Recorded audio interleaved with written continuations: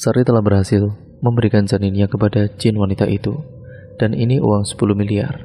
Silahkan kalian bawa pulang.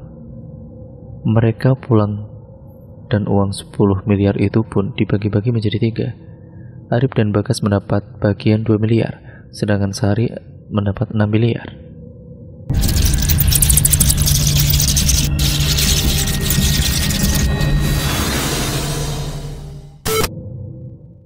Gas, kamu harus tanggung jawab atas perbuatanmu sendiri. Aku hamil, Gas. Aku gak mau tahu, kamu harus bertanggung jawab. Bentak Sari. Iya, nanti aku bakal tanggung jawab sama kamu, tapi sabar ya. Awas ya kalau kamu bohong sama aku, timbal Sari. Sore itu terjadi pertengkaran antara dua kaula muda yang sedang meminta pertanggungjawaban atas apa yang telah diperbuatnya. Sari masih terus meneteskan air matanya di tengah-tengah taman dengan deru angin yang berhembusan merasuk ke dalam tubuh. Bagas terlihat cemas mendengarkan kabar yang dilontarkan oleh Sari kekasihnya. Kedua pemuda tersebut duduk di taman kampusnya yang luas. Tidak terlihat para mahasiswa yang berlalu lalang di sana. Di sekitar taman kampus itu, mereka semua tampak sudah meninggalkan kampus dan beranjak pulang. Sedangkan Sari dan Bagas masih tetap berada di taman kampusnya. Hingga pada akhirnya, semburat sinar matahari sudah mulai memedamkan wujudnya dan terlihat warna merah jingga dari bagian ufuk barat, membuat Sari dan Bagas bergegas beranjak pulang karena tahu hari sudah mulai petang.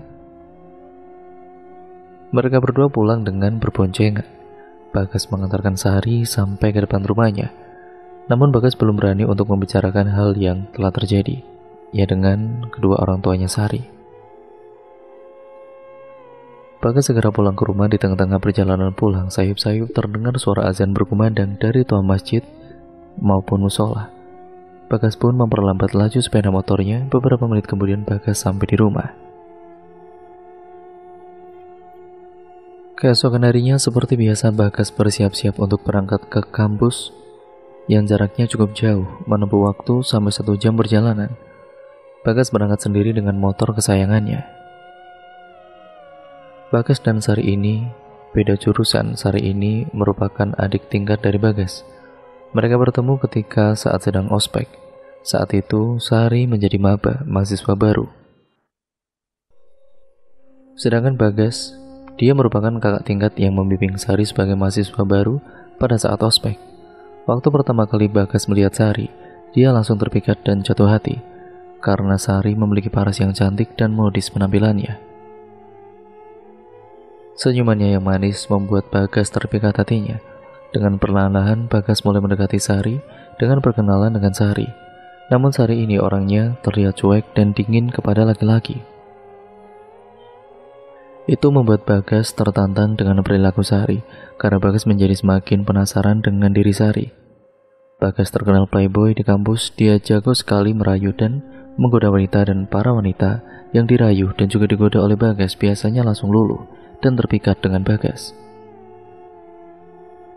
Ya, memang Bagas merupakan laki-laki yang tampan dengan postur tubuh yang tinggi, berkulit putih, dan senyumannya yang manis. Jadi semua wanita yang memandang Bagas akan langsung jatuh cinta. Bagas berusaha mendekati Sari dengan berbagai caranya. Akan tetapi tetap saja Sari masih cuek dengan Bagas. Hingga pada akhirnya Bagas mendekati teman dekatnya Sari yang sejurusan dengan Sari untuk mencari tahu informasi tentang Sari. Dan akhirnya Bagas pun mendapatkan nomor HP-nya Sari dari temannya itu. Bagas kemudian mengirimkan pesan terus-terusan kepada Sari, tapi Sari tidak menjawab pesan dari Bagas. Setiap pagi buta Bagas ke kampus lebih awal untuk meletakkan bunga mawar di meja kelasnya Sari. Sari yang baru datang terlihat bingung karena di mejanya ada bunga yang tidak tahu dari siapa. Cie, dapat bunga dari siapa nih? Ya apaan sih? Aku juga nggak tahu yuk. Sari langsung keluar dari kelas lalu membuang bunga mawar itu ke dalam tempat sampah. Kala itu, Bagas melihat kalau Sari membuang bunga yang diberinya Tapi meskipun begitu, Bagas tetap berusaha dan tetap memberikan bunga setiap paginya. Akhirnya Bagas mencari ide lain untuk bisa lebih dekat dengan Sari. Sore hari, waktu pulang kampus, Bagas sengaja ke parkiran. Dia melihat ke kanan ke kiri, celingak-celinguk melihat keadaan sekitar. Setelah dirasanya sudah nyaman, Bagas kemudian memulai aksinya dengan berjalan mengendap-endap. Bagas menuju ke motornya milik Sari. Dengan kehati-hatian Bagas mulai mengempeskan ban motornya Sari. Sesaat itu Bagas buru-buru pergi dari tempat parkir itu. Hingga jam pulang tiba, semua mahasiswa-mahasiswi mulai berhamburan keluar dengan semangat ingin segera pulang. Sari yang menuju ke parkiran dengan perasaan senang, seketika murung ketika melihat keadaan ban motor milik Sari terlihat kempes. Sedangkan Ayu sahabatnya itu sudah pulang lebih dahulu meninggalkan Sari. Tiba-tiba Bagas datang menghampiri Sari yang sedang cemas. "Hai," ucap Bagas. Sari hanya membalas ucapan Bagas dengan senyuman manisnya. "Kenapa? Ada apa dengan motor kamu?" "Gak tahu ini, tiba-tiba ban motorku kempes. Padahal tidak kepanasan di sini." "Ya sudah, kamu pulang sama aku saja," ucap Bagas. "Gak usah, nanti ngerepotin kamu. Aku malah senang bisa nolong kamu. Gak ada rasa keberatan sama sekali kok." Dengan segala pucuk rayu Bagas ini ya, Sari akhirnya luluh juga. Sari berboncengan dengan Bagas. Bagas mengantarkan Sari hingga ke rumahnya. Beberapa saat kemudian, mereka berdua sampai juga di rumahnya Sari. "Makasih ya Gas, ayo mampir dulu," ucap Sari. "Iya sama-sama cantik, boleh," jawab Bagas. Bagas mampir terlebih dahulu ke rumah Sari. Ini membuat Bagas memiliki kesempatan untuk mendekati orang tuanya Sari. "Assalamualaikum." "Waalaikumsalam," sahut ibu Sari yang tengah duduk di ruang tamu. "Silakan masuk, Kak." "Silakan masuk, Nak." "Temannya Sari ya?" "Iya, Tante." Bagas duduk di ruang tamu rumahnya Sari, sedangkan ibunya beranjak pergi ke dapur untuk membuatkan minum untuk Bagas. Bagas dan Sari hanya bisa saling terdiam tanpa ada satu kata patah apapun yang keluar dari mulutnya. Beberapa saat kemudian, ibunya Sari datang dengan membawakan secangkir minuman untuk Bagas. "Silakan diminum, Nak, jangan sungkan-sungkan ya." Bagas kemudian mengangguk dengan senyum ramah sembari mengambil secangkir minuman yang ada di atas meja di hadapan Bagas. "Oh iya, terima kasih ya Nak Bagas, sudah mengantarkan Sari sampai rumah." "Iya Bu, sama-sama. Motormu di mana Sari?" "Masih di bengkel tadi Bu." "Bengkel dekat kampus," jawab Sari. Hari mulai petang, Bagas pun segera berpamitan kepada ibunya Sari dan juga Sari. "Aku pulang dulu ya Bu, maaf ini sudah merepotkan." Enggak ngerepotin Nak Bagas, hati-hati di jalan ya," jawab ibu Sari. Bagas menuju ke motor miliknya di halaman rumah Sari, lalu menghidupkan mesin motor, kemudian pergi. Singkat ceritanya, malam hari Bagas mengirimkan pesan kepada Sari. Sari pun sudah mulai membalas pesan dari Bagas. Hati Bagas menjadi berdebar-debar dan berbunga-bunga ketika melihat pesannya dibalas oleh pujaan hati yang disukainya. Akhirnya mereka saling berbalas pesan hingga larut malam. Sepertinya Sari sudah mulai luluh dengan Bagas.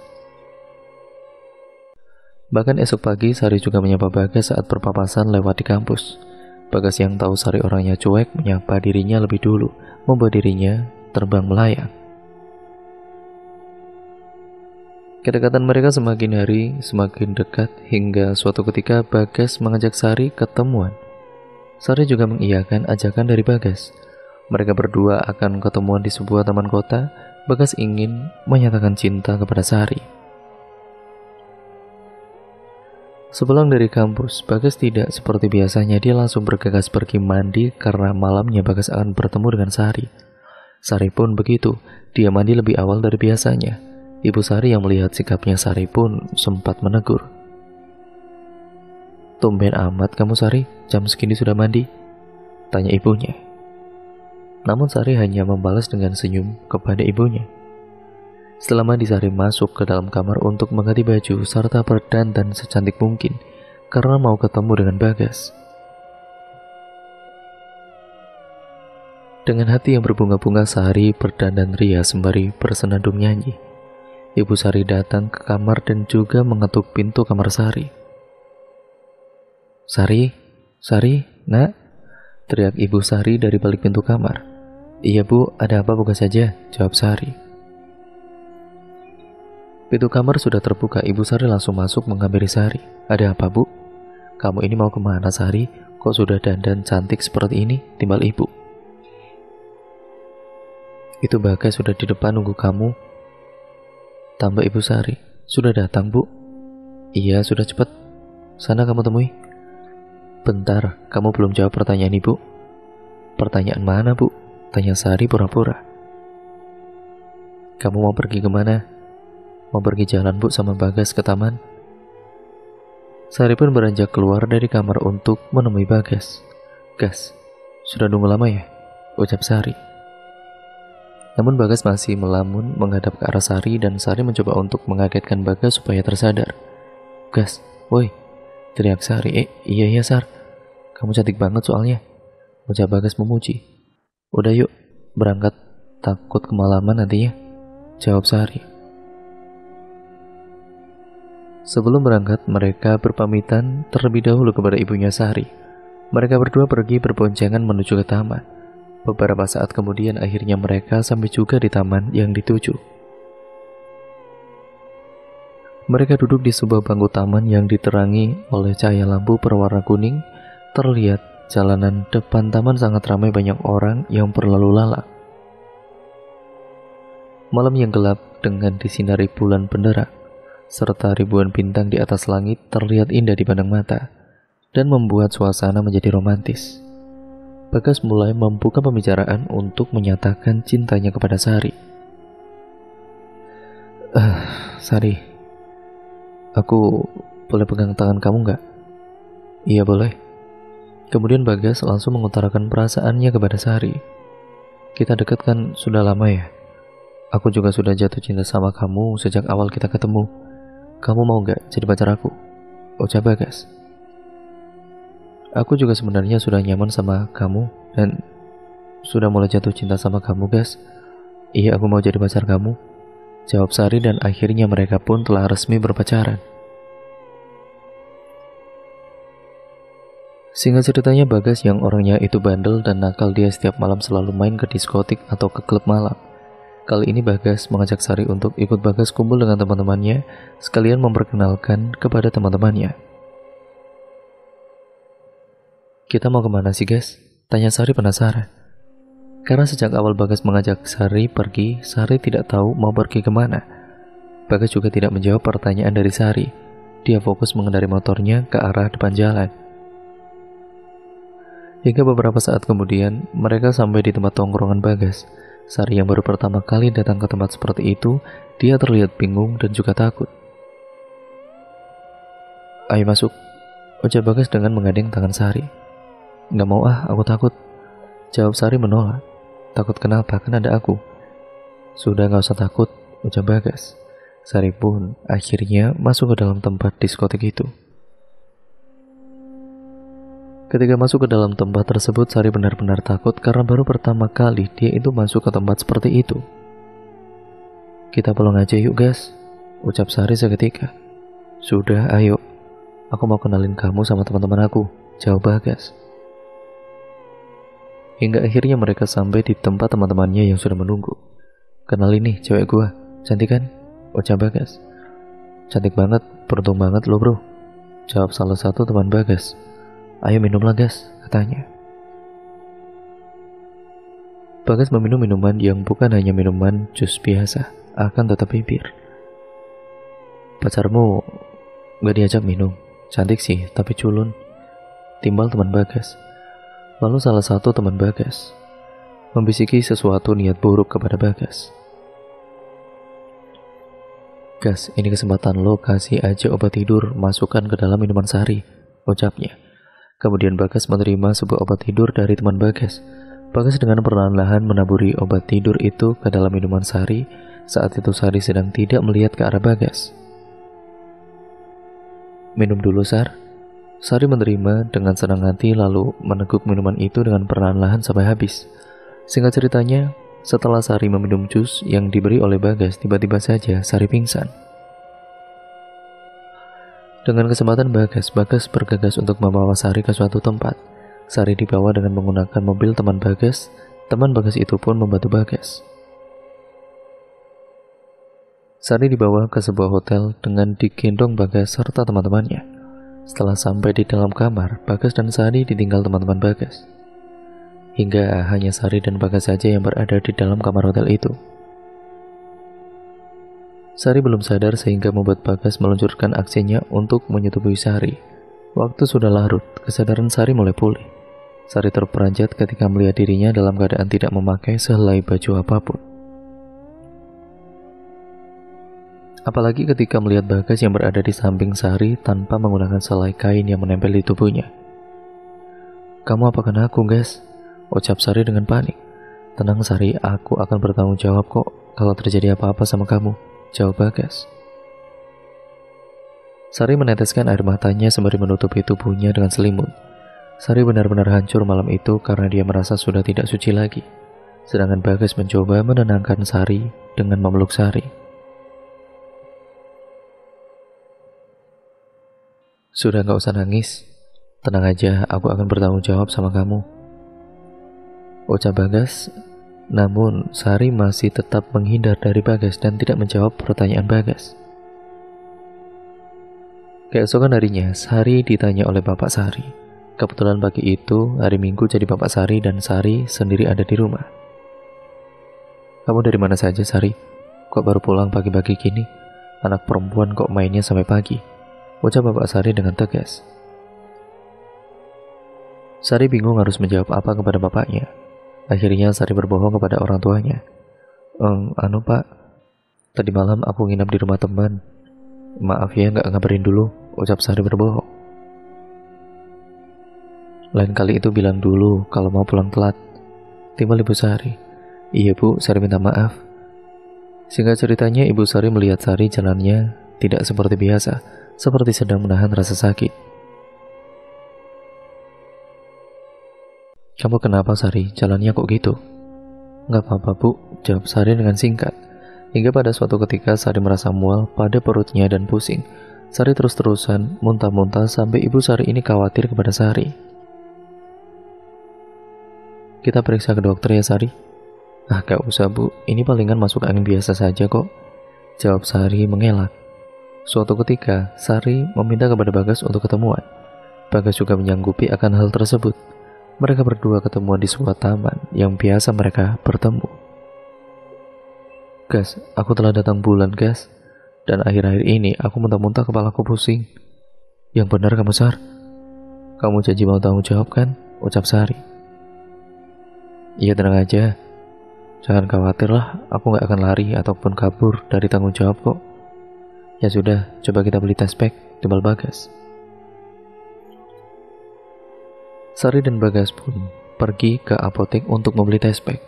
Di toilet umum yang ada di dekat taman, Sari mengetes urinnya, dan saat dilihat, Sari benar-benar terkejut.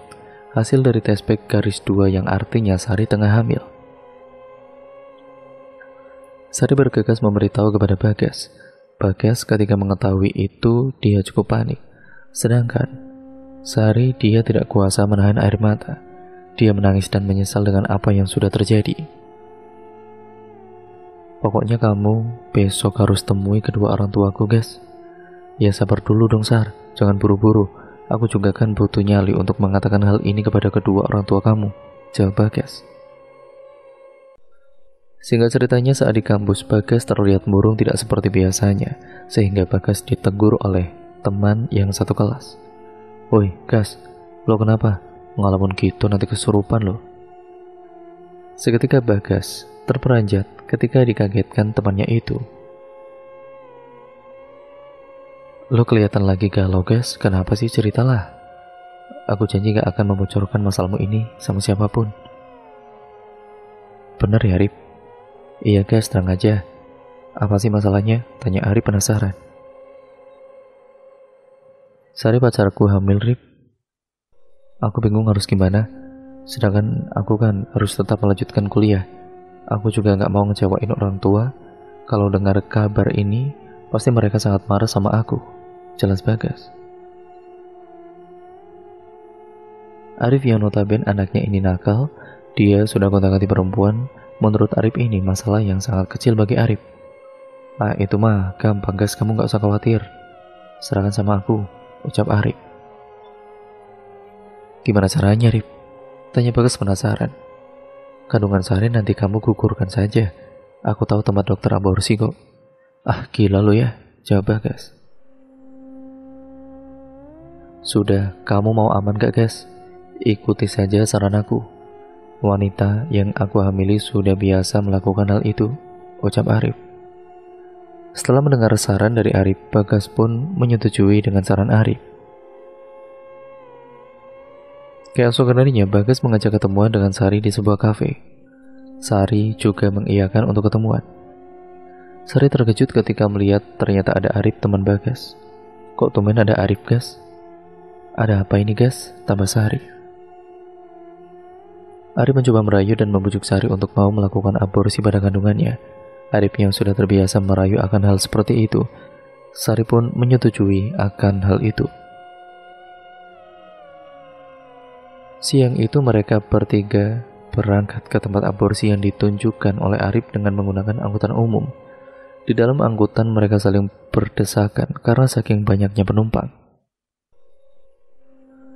Hingga Arif mendengar salah satu penumpang yang saling bercengkerama, terdengar mereka sedang membicarakan tentang pesugihan bayi bajang. Dan Arif juga mendengar alamat tempat melakukan pesugihan bayi bajang itu.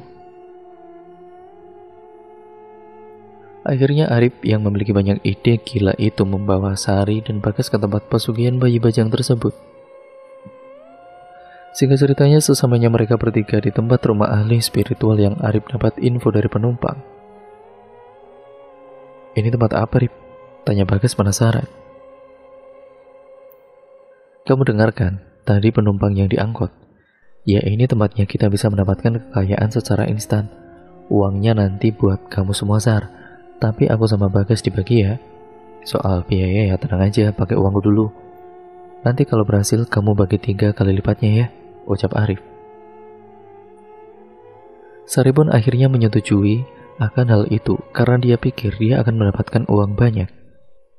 Toh, juga Sari tidak menginginkan kandungan yang ada di perutnya itu ada. Usia kandungan Sari sudah menginjak 3 bulan. Setelah semuanya telah sepakat, mereka bertiga mengetuk pintu rumah ahli spiritual itu. Assalamualaikum. Waalaikumsalam.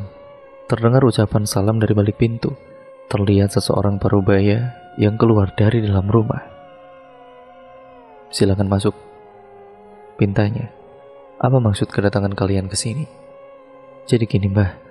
Kami semua datang ke sini mau melakukan pesugihan bayi bajang. Apa kalian tahu syaratnya? Tanya Mbah Yadin. Apa itu Mbah syaratnya, Mbah? Syaratnya usia kandungan anak pertama yang usianya belum melebihi 7 bulan dan harus melakukan ritual yang nantinya janin tersebut akan diberikan kepada jin wanita yang tidak memiliki keturunan atau mandul dan akan diasuh oleh jin itu, ucap Mbah Yadin. Iya Mbah, sudah siap. Ini orangnya yang akan memberikan janin kepada jin yang mandul atau tidak memiliki keturunan itu, jawab Arif. Apa kamu mau menerima resiko dari ritual ini? Tanya Mbah Yadin. Apapun itu, aku siap Mbah, timbal Sari. Kalau begitu sebelum melakukan ritual, kalian harus membayar mahar terlebih dahulu untuk membeli beberapa sesajen, ucap Mbah Yadin. Kira-kira berapa Mbah maharnya? 10 juta rupiah. Arif langsung merogoh saku celana untuk mengambil uang yang sudah disiapkan, lalu diberikan kepada Mbah Yadin. Ritual ini dilakukan pada saat malam Selasa Kliwon, dan kebetulan Saat itu mereka datang dengan waktu yang tepat, yaitu hari Senin, dan nanti malamnya itu Sari harus melakukan ritual saat malam Selasa Kliwon. Bayadin menyiapkan semuanya untuk melakukan ritual nanti malam. Sesajen yang Bayadin siapkan seperti kembang setaman, jajanan tradisional, kelapa muda dan tua, kemenyan, dan ayam cemani. Singkat ceritanya, malam hari pun tiba. Waktu di mana Sari akan melakukan ritual, akan tetapi sebelum Sari dibawa ke tempat ritual yang ada di dalam hutan di bawah pohon besar, Bayadin akan melakukan ritual terlebih dahulu di ruangan yang telah disediakan. Arif, Bagas, dan Sari yang menyaksikan Bayadin mulai berkomat-kamit membaca mantra di hadapan kemenyan itu, dan beberapa sesajen mereka merasa ketakutan dan merinding dibuatnya. Apalagi ruangan tempat ritual itu sangat mencekam, hanya terdapat sebuah lilin sebagai penerangan ruangan itu.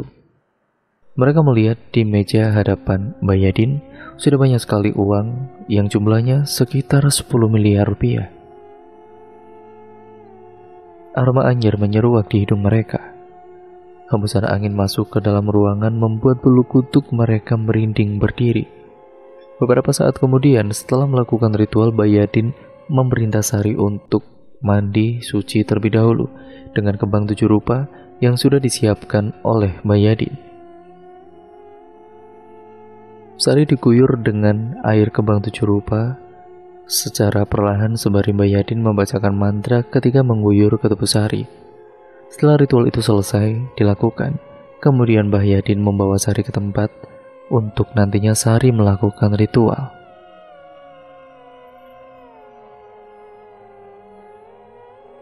Sari diantarkan Bayadin ke dalam hutan tersebut, sedangkan Arif dan Bagas mereka menunggu di rumah Bayadin karena hanya Sari seorang dirilah yang harus melakukan ritual itu. Bayadin meletakkan sesajen dan ayam cemani di bawah pohon besar lalu membakar kemenyan. Baunya sangat menyeruak di hidung Sari kemenyan itu. Sari, nanti kamu rapalkan mantra ini. Kalau ayam cemani yang masih hidup ini mati, berarti sosok wanita penunggu pohon ini telah mengambil janin yang ada di kandunganmu. Ingat, kamu harus ikhlaskan bayi yang ada di kandunganmu. Karena kalau kamu tidak ikhlas, kamu akan gagal. Jelas Bayadin. Baik Mbak, saya mengerti, ucap Sari. Selama kamu merapalkan mantra, kalau ada gangguan jangan kamu hiraukan. Setelah kamu melihat ada sosok wanita yang muncul di hadapan kamu segera menutup mata dan melebarkan kakimu dengan berbaring, ucap Bayadin.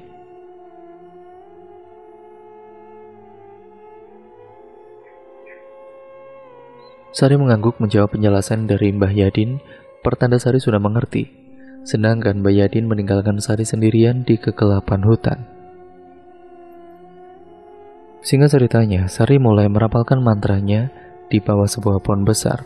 Mulutnya terus berkomat-kamit membaca mantra yang diberikan Bayadin. Sari membaca mantra tersebut dengan penerangan lampu patromak yang terlihat remang-remang. Beberapa saat kemudian Sari merasa hembusan angin sangat kencang menuju ke arah Sari, membuat tubuhnya merinding, bulu kuduk berdiri. Sari masih tetap merapalkan mantra, sayup-sayup terdengar suara sosok yang sedang bersenandung ria. Sari semakin gemetaran, tubuhnya keringat dingin mulai bercucuran dari dahi. Sari tetap fokus mengingat pesan yang diberikan oleh Bayadin untuk tidak melihat atau menghiraukan gangguan sekitar. Tidak hanya suara sosok wanita yang bersenandung, Sari seketika terperanjat di belakang tubuh Sari. Dia merasa seperti ada sosok yang berdiri. Sosok itu menutupi lampu petromak yang ada di hadapan Sari, membuat Sari ini bertambah gelap. Ya karena bayangan sosok yang ada di belakang Sari itu. Sesekali sosok besar tinggi itu mengetakkan kaki beberapa kali ke tanah. Buk, buk, buk. Membuat tubuh Sari sedikit terguncang oleh hentakan kaki sosok itu. Beberapa saat kemudian sosok besar itu pergi menghilang entah kemana. Sari tetap merapalkan mantra dan beberapa saat kemudian datanglah sebuah angin seperti angin puting beliung yang melingkar. Angin itu sangat kencang sekali. Sari mencoba menumpuh tubuhnya dari hembusan angin itu. Kemudian angin itu perlahan menghilang dan Sari melihat di hadapan dia terlihat sosok wanita yang sangat cantik dengan kebaya berwarna putih, sangat anggun sekali. "Kamu siap untuk memberikan bayimu itu kepadaku untuk diasuh?" tanya sosok wanita itu, dan "Iya, siap-siap," jawab Sari terbata-bata ketakutan. Sari ingat pesan dari Mbah Yadin, jika sosok wanita itu datang, Sari harus segera merebahkan tubuh dengan memejamkan kedua mata serta kaki yang dibuka lebar. Sari terpejam, dia merasa dari perutnya itu seperti ada yang bergerak-gerak sendiri. Namun Sari tidak merasakan sakit sama sekali setelah selesai proses pengambilan roh janin yang ada di perut Sari. Sari pun terbangun dan melihat perutnya. Dia memegangi perut dan sudah terlihat kempes. Ayam cemani atau ayam hitam yang ada di hadapan Sari itu juga sudah mati atau meninggal. Ketika Sari terbangun, dia mencium aroma bau anyir yang sangat menyeruak di hidungnya. Hari mulai pagi, Mbah Yadin datang menghampiri Sari. "Kamu sudah berhasil, Sari. Ayo kita pulang," ucap Mbah Yadin. Mbah Yadin dan Sari berjalan menyusuri jalan setapak hutan menuju ke rumah Mbah Yadin. Sesamanya di rumah Mbah Yadin, Arif dan Bagas sudah menunggu dengan berharap Sari berhasil. Mereka duduk di hadapan Mbah Yadin. Mbah Yadin pun mengatakan kepada Sari, Arif dan Bagas, kalau proses ritual yang dilakukan Sari telah berhasil. Sari telah berhasil memberikan janinnya kepada jin wanita itu, dan ini uang 10 miliar. Silahkan kalian bawa pulang. Mereka pulang dan uang 10 miliar itu pun dibagi-bagi menjadi 3. Arif dan Bagas mendapat bagian 2 miliar, sedangkan Sari mendapat 6 miliar. Karena Sarilah yang telah melakukan ritual dan sudah mengorbankan janinnya untuk diberikan kepada sosok jin. Bagas merasa lega karena dia tidak perlu untuk bertanggung jawab kepada Sari atas apa yang telah dilakukan. Telah mengambil Sari itu. Bagas dan Sari juga masih tetap menjalin hubungan seperti dulu lagi. Karena mereka sudah memiliki uang yang sangat banyak, mereka berfoya-foya dengan uang yang didapat. Entah kenapa sekarang Sari jadi nakal dan sering keluar malam. Sari pamit kepada kedua orang tuanya tiap hari untuk bekerja, padahal dia pergi ke tempat klub malam. Begitu juga dengan Bagas dan berfoya-foya bersama Sari. Terkadang mereka makan bersama di tempat restoran yang mewah, kadang juga berbelanja di mall dengan barang-barang yang branded dibeli mereka. Singkat ceritanya, mereka telah lulus dari kuliahnya dengan uang yang masih mereka punya. Dengan jumlah banyak sekali itu, Bagas memberanikan diri untuk menikahi Sari. Bagas meminta izin terlebih dahulu kepada kedua orang tuanya Sari dengan membawa kedua orang tua Bagas. Hingga akhirnya pertemuan antara kedua keluarga itu tiba. Di pertemuan itu, kedua keluarga membicarakan tentang pernikahan Bagas dan Sari. Karena kedua keluarga sudah menyetujui dan merestui Bagas dan Sari. Setelah semua telah sepakat, akhirnya acara pernikahan mereka akan dilaksanakan sebulan lagi.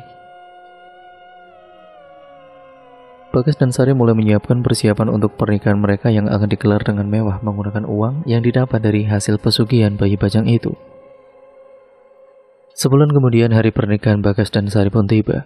Acara pernikahan sangat mewah dan banyak tamu yang datang ke acara pernikahan keduanya, tidak terkecuali Ayu dan Arif yang datang ke acara nikah sahabatnya.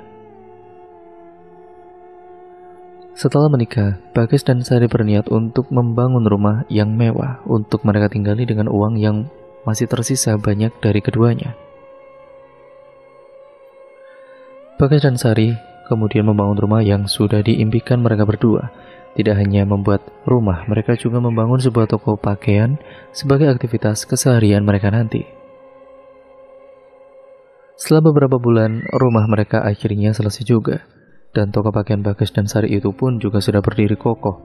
Dengan perlahan-lahan mereka berdua merintis usaha, sedangkan Bagas dia membuka bisnis konveksi. Uang yang dimilikinya itu semakin menipis dan sisa uang itu Bagas belikan sebuah mobil. Di tengah-tengah malam, Bagas bercerita kepada Sari di kamar. Sari, uang kita makin menipis nih. Usaha toko kamu dan konveksi aku juga belum cukup berkembang, gimana nih? Iya sih mas, bisa-bisa nanti kita jadi bangkrut, jawab Sari. Apa aku harus mencari wanita lain dan nantinya akan aku ajak dia, lalu aku buat dia hamil, dan nanti setelah dia mengandung akan aku bawa ke tempat Mbak Yadin untuk melakukan pesugihan bayi bajang itu. Kan lumayan kita bisa punya uang banyak lagi, ucap Bagas. Gila kamu ya mas, kamu mau mengkhianati aku. Aku gak akan mengkhianati kamu Sari. Aku hanya akan memanfaatkan wanita itu saja, jawab Bagas. Dengan berbagai alasan, Bagas membujuk dan juga merayu Sari agar Sari bisa menyetujui akan hal itu. Hingga pada akhirnya Sari menyetujui akan hal tersebut. Bagas diperbolehkan untuk mencari perempuan lain. Singkat ceritanya, setiap malam akhir-akhir ini, tengah malam sekitar pukul 12 malam, Sari sayup-sayup mendengar ada suara bayi yang menangis seperti ingin meminta susu. Tapi Sari baru sadar, kalau rumah Sari ini sekelilingnya berpagar, jadi mana mungkin ada bayi di sekitar rumah. Tapi anehnya suara tangisan bayi itu terdengar sangat jelas di telinga Sari. Dengan memberanikan diri, Sari keluar dari dalam kamar dan melihat serta mencari di mana bayi itu.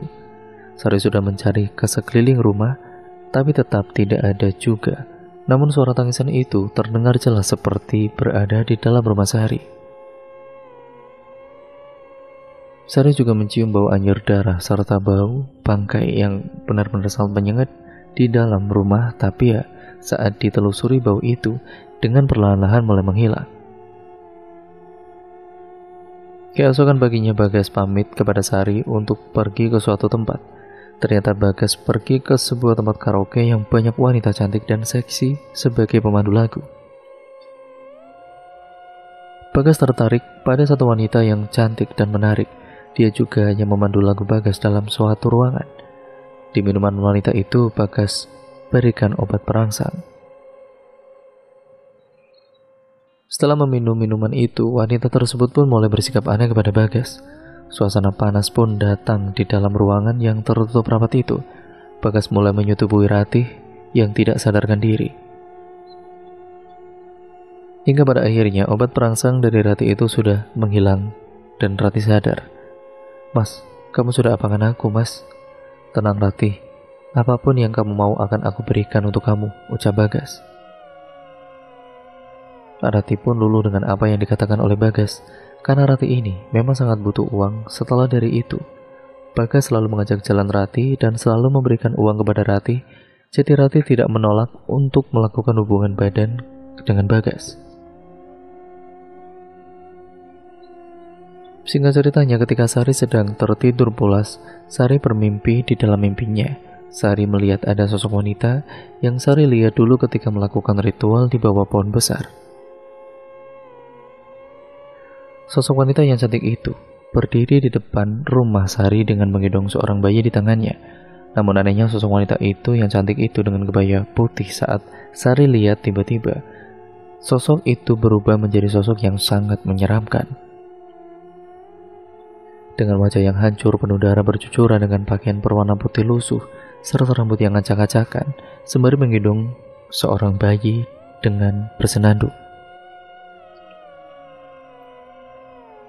Seketika saat melihat sosok wanita berubah menjadi menyeramkan, Sari pun terbangun. Dengan napas yang tidak beraturan, dengan baju yang dikenakan basah oleh keringat, Bagas yang ada di samping Sari terperanjat kaget. Ada apa Sari? Kamu kenapa? Tanya Bagas. Aku mimpi buruk mas. Makanya kalau kamu mau tidur itu berdoa dulu. Sudah gak apa-apa, itu cuma mimpi. Lanjut tidur saja, ucap Bagas. Namun Sari menjadi tidak bisa tidur karena mimpi itu. Malam itu juga sekitar pukul 2 dini hari, Sari mendengar ada suara tangisan bayi lagi sayup-sayup terdengar dan lama-kelamaan suara bayi itu terdengar sangat jelas di telinga Sari. Di saat itu juga Sari mendengar ada suara tapakan kaki di depan pintu kamar. Suara langkah kaki itu terdengar sangat jelas. Sari memberanikan diri untuk membuka pintu kamar karena penasaran. Ketika Sari membuka pintu kamar itu, ternyata di depan kamar tidak ada siapa-siapa. Hanya saja Sari melihat banyak sekali tapakan kaki dengan darah, namun bentuknya seperti kaki bayi sangat kecil. Mana ada bayi yang bisa jalan, pikir Sari. Bau tapakan kaki darah itu sangat anyir sekali, dan tiba-tiba saja seketika di hadapan Sari muncul sosok yang sangat menyeramkan, yang sama dengan yang ada di mimpi Sari barusan. Sontak Sari terperanjat, dia kaget dan teriak, "Wah!" Dan seketika Sari pingsan karena tidak kuat melihat sosok yang ada di hadapannya itu. Namun anehnya, Bagas tidak mendengar jeritan dari Sari itu. Sari pingsan sampai pagi hingga dia tersadarkan sendiri. Singkat ceritanya, beberapa bulan kemudian Bagas mendapat kabar dari Ratih kalau Ratih tengah hamil. Bukannya takut, Bagas malah senang, ya karena dia akan mendapatkan uang yang banyak kembali. Bagas dan Ratih bertemu untuk membicarakan hal itu. Mereka bertemu di suatu tempat, yaitu di tempat karaoke yang biasanya Bagas dan Ratih itu tempati saat bernyanyi. "Gas, ini aku hamil. Kamu mau tanggung jawab kan?" "Iya, kamu tenang aja dulu, gak usah panik Ratih. Aku pasti akan tanggung jawab kok sama kamu," jawab Bagas. Dengan perlahan-lahan Bagas membujuk dan merayu Ratih agar Ratih mau melakukan dan mengikhlaskan janinnya itu untuk melakukan pesugihan bayi bajang. Bagas berangkat bersama dengan Ratih. Dengan menggunakan mobil, Bagas menuju ke tempat Mbah Yadin. Perjalanan yang ditempuh Bagas menuju ke rumah Mbah Yadin cukup jauh, sekitar 2 jam. Beberapa jam kemudian, akhirnya Bagas dan Ratih sampai juga di rumah Mbah Yadin. "Assalamualaikum." "Waalaikumsalam," jawab Mbah Yadin sembari membukakan pintu. Bagas dan Ratih pun kemudian dipersilakan masuk ke rumahnya Mbah Yadin. "Saya sudah tahu kedatangan kalian ke sini. Apa kamu siap untuk memberikan janin yang ada di perutmu itu?" tanya Mbah Yadin kepada Ratih. Ratih pun mengangguk, menyetujui dengan apa yang ditanya oleh Mbah Yadin. "Kalau sudah, siapkan maharnya seperti biasanya." "Baik Mbah, saya sudah siapkan." Bagas pun mengambil uang yang ada di dalam tas yang dibawa. Uang tersebut terbungkus dengan amplop coklat. "Ini Mbah uangnya," ucap Bagas sembari memberikan uang kepada Mbah Yadin. "Kalian datang ke sini lagi minggu depan. Menunggu waktu Selasa Kliwon. Karena kalau dilakukan sekarang tidak bisa," ucap Mbah Yadin. Bagas dan Ratih pun akhirnya pulang kembali ke rumah masing-masing. Sesamanya di rumah, Bagas langsung dicecar pertanyaan oleh Sari. "Gimana Mas? Apa ritualnya berhasil? Mana uangnya Mas? Aku sudah gak sabar," cecar Sari. "Belum Sari." "Belum bagaimana Mas maksudnya?" tanya Sari penasaran. Namun Bagas tidak menjawab pertanyaan dari Sari. Bagas berjalan menuju ke dalam kamar. "Mas, maksudnya gimana kok belum?" kata Mbah Yadin. "Ritualnya harus dilakukan minggu depan saat Selasa Kliwon." Tiba-tiba terdengar benda jatuh di dapur rumah. Prang! Seketika mereka berdua terperanjat dan saling pandang. Bagas dan Sari mencoba melihat ke dapur dan ternyata yang jatuh ke lantai itu adalah gelas. Anehnya, gelas itu jatuh dengan sendirinya padahal tidak ada siapa-siapa di sana. Dan letak gelas itu tadi berada di tengah meja. Seketika bulu kuduk mereka merinding berdiri semuanya. Singkat ceritanya, seminggu kemudian Bagas dan Ratih kembali lagi mendatangi ke rumahnya Mbah Yadin. "Apa kamu sudah siap untuk melakukan ritual ini?" tanya Mbah Yadin kepada Ratih. "Siap Mbah," jawab Ratih.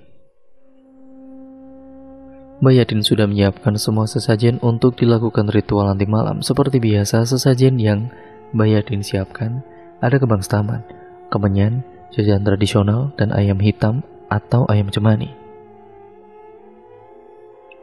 Malam hari tiba, Mbah Yadin mulai melakukan ritualnya di dalam ruangan biasanya. Mbah Yadin mulai membakar kemenyan dan merapalkan mantra di hadapan kemenyan dan sesajen itu. Dengan mulut yang komat kamit, Mbah Yadin merapalkan mantra di hadapan tumpukan uang yang jumlahnya 10 miliar. Seketika hembusan angin datang ke dalam ruangan ritual tersebut. Rati yang baru pertama kali datang ke tempat seperti ini ya dia merinding ketakutan. Bulu kutungnya berdiri. Bagas juga mengalami hal demikian tapi ya tidak terlalu tegang seperti yang dirasakan Rati. Rati sampai gemetaran tubuhnya. Setelah ritual selesai, Rati segera akan dimandikan dengan air kembang 7 rupa seperti sari waktu itu. Dengan perlahan tubuh Rati diguyur menggunakan air kembang 7 rupa sembari Mbah Yadin merapalkan mantranya. Setelah ritual siram air kembang 7 rupa itu telah selesai, Rati langsung dibawa Mbah Yadin ke dalam hutan untuk melakukan ritual terakhir. Sesajen yang dibawa dan sudah disiapkan Mbah Yadin itu diletakkan di bawah pohon besar. Kemenyan mulai dibakar. Rati juga sudah dijelaskan oleh Mbah Yadin. Selama ritual nanti berlangsung, Mbah Yadin memberikan mantra kepada Rati. Ingat ya, saat kamu sedang membaca mantra, kalau kamu mendengar ada gangguan, kamu jangan pernah hiraukan. Tetap fokus saja merapalkan mantra, ucap Mbah Yadin. Nanti akan ada sosok yang datang dan menampakkan wujud di hadapanmu. Sosok itu jin yang akan mengambil roh janin kamu. Kamu nanti berbaring dan membuka lebar kaki sembari menutup mata. Iya Mbah, saya mengerti, jawab Rati. Mbah Yadin pergi meninggalkan Rati sendirian di dalam hutan, sedangkan Bagas menunggu di rumah Mbah Yadin. Singkat ceritanya, Rati mulai merapalkan mantra dengan mulut yang bergemat-gemit. Saat Rati sedang merapalkan mantra, tiba-tiba saja hembusan angin datang menghampiri Rati. Rati merinding, bulu kutungnya berdiri semua. Tangan yang memegangi kertas mantra itu gemetaran tidak karuan. Tiba-tiba saja, Rati mendengar ada suara sosok wanita yang ketawa cekikikan. Semakin merindinglah tubuh Rati. Beberapa saat kemudian Rati mencium bau yang sangat wangi sekali, namun terkadang baunya itu tercium berubah menjadi bau busuk anyir. Rati terkejut saat di hadapan dirinya ada sosok wanita yang cantik dengan kebaya putih. Tanpa lama-lama Rati langsung membaringkan tubuh dengan kaki yang dibuka lebar-lebar. Rati mulai memejamkan kedua mata. Dia merasa di dalam perut seperti ada yang bergerak-gerak sendiri. Rati juga tidak merasakan sakit sama sekali pada perutnya. Beberapa saat kemudian Rati membuka kedua mata dengan perlahan-lahan. Ternyata sosok wanita itu sudah tidak ada di hadapannya Rati lagi. Hari mulai pagi, Mbah Yadin pun datang untuk menjemput Rati. Kamu telah berhasil, ayam hitam itu sudah mati, ucap Mbah Yadin. Mbah Yadin dan Rati pulang menuju ke rumah Mbah Yadin. Bagas senang sekali karena ritual yang dilakukan Rati itu berhasil. Bagas dan Rati sudah bisa membawa uang yang jumlahnya 10 miliar itu. Singkat ceritanya, uang 10 miliar itu Bagas bagi 2 dengan Rati, sebesar 5 miliar. Sari yang mendengar kalau ritual yang dilakukan Rati itu telah berhasil, dia sangat senang. Karena Sari bisa shopping-shopping lagi seperti dulu dan berkumpul dengan ibu-ibu sosialita temannya. Sekarang Bagas sudah tidak pernah datang lagi ke tempat karaoke itu dan tidak menemui Rati. Bahkan nomor HP-nya Rati itu sudah diblokir oleh Bagas. Karena niat awal Bagas hanya untuk memanfaatkan janinnya saja untuk pesugihan bayi bajang. Suatu ketika, tiba-tiba saja, Sari mengeluh sakit sekali pada perutnya. Dan perutnya itu pokoknya sakit yang dirasakan oleh Sari ini. Sangat tidak wajar seperti sakit perut biasa. Sampai Sari memukul-mukuli perutnya sendiri, sehingga akhirnya Sari dibawa Bagas ke rumah sakit untuk diperiksa. Sesampainya di rumah sakit, dokter langsung memeriksa perut Sari. Dokter mengatakan kepada Sari dan Bagas, maaf rahim Bu Sari, ya ini harus segera diangkat, karena telah mati di dalam. Kalau tidak segera diangkat, rahimnya akan sangat berbahaya untuk Bu Sari, ucap dokter. Karena takut kenapa-napa dengan Sari, akhirnya Bagas mengiyakan untuk dilakukan pengangkatan rahim. Beberapa hari kemudian Sari sudah diperbolehkan untuk pulang. Namun ada yang berbeda dengan Sari, sekarang dia menjadi sering diam dan melamun. Dia kadang ketawa-tawa sendiri, kadang menangis, seperti kejiwaannya Sari ini telah terganggu karena rahim yang ada di dalam perut sudah diangkat, sehingga Sari tidak dapat memiliki anak lagi. Usaha milik Sari dan Bagas itu bangkrut, sehingga uang yang dimiliki Bagas dan Sari itu pun uang dari hasil pesugihan bersama dengan Rati. Itu pun tinggal beberapa, ya karena untuk biaya operasi yang sangat cukup besar biayanya. Akhir-akhir ini setiap malam Sari terlihat sangat ketakutan dan di dalam rumah mereka selalu mendengar ada suara bayi yang menangis. Bagas pun sudah ditampakkan oleh sosok wanita yang menyeramkan dengan wajah hancur, penuh darah dengan menggendong bayi. Suasana di dalam rumah juga terdengar seperti ramai dan panas sekali karena uang yang dimiliki oleh Bagas itu menipis. Dia mulai mencari wanita lain untuk dijadikan korban selanjutnya untuk pesugihan bayi bajang. Seiring berjalannya waktu, Bagas bertemu dengan seseorang wanita cantik di kafe, sehingga ceritanya mereka menjalin hubungan sampai pada akhirnya Bagas berhubungan intim dengan wanita tersebut. Beberapa bulan setelah melakukan hubungan intim itu, wanita yang bernama kita sebut saja Mela itu hamil. Kesempatan Bagas untuk membujuk dan merayu Mela untuk melakukan ritual pesugihan. Karena tergiur dengan ucapan Bagas untuk mendapatkan uang yang banyak, akhirnya Mela mau untuk ikut ke tempat ritual pesugihan itu. Bagas dan Mela langsung menuju ke rumah Mbah Yadin untuk melakukan sebuah ritual. Kebetulan mereka datang tepat pada hari Senin dan nanti malam itu ternyata Selasa Kliwon. Jadi Bagas tidak perlu menunggu lama-lama lagi untuk melakukan ritual. Bagas langsung membayar mahar kepada Mbah Yadin seperti biasanya untuk membeli perlengkapan sesajen sebagai ritualnya. Bagas langsung membayar karena ritual itu akan dilakukan nanti malam. Mbah Yadin pun menyiapkan sesajen seperti kembang setaman, kemenyan, jajan tradisional, dan juga ayam hitam atau ayam cemani. Malam hari telah tiba, Mbah Yadin mulai merapalkan mantra di dalam ruangan ritualnya. Mela yang melihat sangat takut. Ya karena dia belum pernah sama sekali datang ke tempat seperti macam ini. Saat Mbah Yadin merapalkan mantra, seketika Mela ini ternyata membaca ayat-ayat suci Al-Quran karena Mela ini ternyata adalah anak orang yang terpandang di desanya. Mela ternyata adalah anak salah satu pemuka agama. Hanya saja Mela memang anak yang paling bandel dari kakak dan juga adik-adiknya. Karena ketakutan, Mela terus membaca ayat-ayat suci Al-Quran dan dia tidak sadar kalau sedang bersama dengan ahli spiritual dan sedang melakukan ritual. Hingga pada akhirnya terjadi suatu insiden. Datang angin kencang sekali sehingga semua barang yang menempel di dinding ruangan itu terjatuh. Sampai ujung bingkai foto yang ada di ruangan itu jatuh mengenai kepala Bagas hingga bocor, darah bercucuran. Sampai akhirnya Bagas meninggal dunia karena sudah mengeluarkan banyak darah segar yang begitu banyak. Sedangkan Mela dia langsung kabur dari tempat itu dan tidak menggugurkan kandungannya. Mbah Yadin yang takut, dia juga ikut kabur dari kampung itu. Entah kemana perginya Mbah Yadin karena Mbah Yadin takut dituduh dia yang membunuh. Ada salah satu warga setempat melewati rumah Mbah Yadin mencium bau bangkai.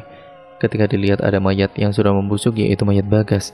Di dompet terdapat nama dan biodata Bagas, jadi warga dapat membawa mayat Bagas ke rumah Sari. Sedangkan Sari yang kejiwaannya sedikit terganggu, dan saat dia mengetahui kalau Bagas telah meninggal dunia, Sari mengakhiri hidup dengan cara bunuh diri. Dia menggantungkan dirinya sendiri di dalam kamarnya. Yang menemukan jenazah Sari adalah kedua orang tuanya sendiri yang saat itu sedang berkunjung ke rumah Sari. Rumah Bagas dan Sari itu sekarang jadi terbengkalai dan angker. Beberapa orang yang lewat di depan rumah Sari dan Bagas pada waktu lewat jam 9 malam, mereka pasti selalu mendengar ada suara tangisan bayi dan suara kuntilanak yang sedang menangis kadang tertawa. Dari kejadian ini kita bisa ambil hikmah yang harus dipetik. Anak adalah anugerah dari Allah Subhanahu wa taala. Sepatutnya kita harus menerima dengan ikhlas dan menjaga sepenuh hati bagaimanapun keadaannya. Berani berbuat harus berani bertanggung jawab dan jangan pernah bersekutu dengan jin, karena itu hanya tipu daya pada akhirnya akan membuat celaka bagi si pelaku. Dan cerita pun akhirnya selesai sampai di sini ya teman-teman. Terima kasih untuk kalian semua yang sudah menyimak video kali ini dan cerita kali ini. Jangan lupa like, comment, dan share, dan subscribe untuk kalian yang belum. Jangan lupa untuk kalian nyalakan tombol lonceng notifikasinya agar kalian tidak ketinggalan video terbaru selanjutnya dari channel ini. Sekian dan terima kasih, video ini saya akhiri. Kurang lebihnya mohon maaf. Wassalamualaikum warahmatullahi wabarakatuh.